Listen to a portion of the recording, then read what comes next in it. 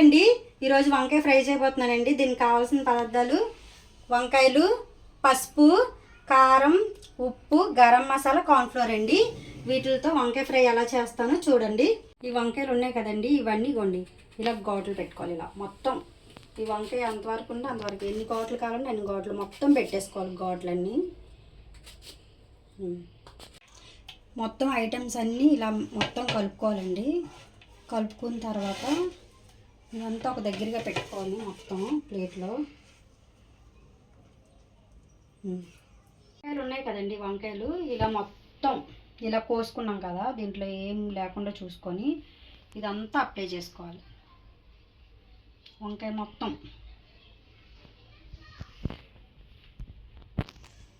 అలా అన్ని వంకాయలు అప్లై చేసుకోవాలి.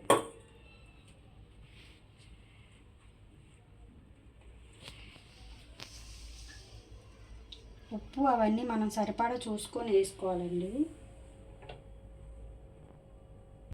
ఇలా మొత్తం వంకాయకి ఇలా అప్లై చేసుకోవాలండి. మొత్తం ఇలా ఇలా వంకాయకి చూసారా, ఇలా కొంచెం ఇలా నలిపితే అదంతా ఒక దగ్గరికి అవుతుంది. ఇలా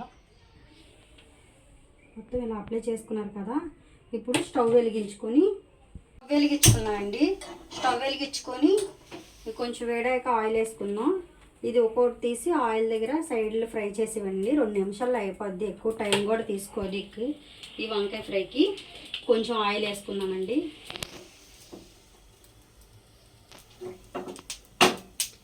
ఆయిల్ కొంచెం వేడెక్కిన తర్వాత ఒక్కొక్కటి దాని మీద వేసుకుందాం.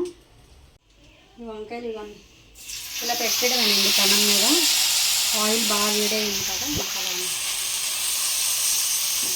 ఇలా పెనం మీద పెట్టడం.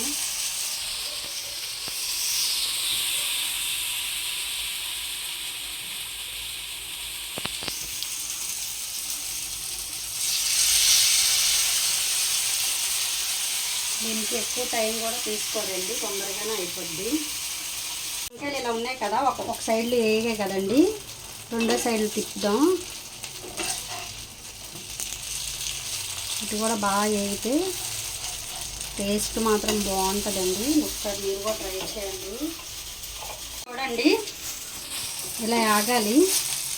ఇప్పుడు ఇవి రెడీ అయిపోయాయండి. మనం ప్లేట్లో తీసుకున్నాం. బాగా వేగాయి కదా,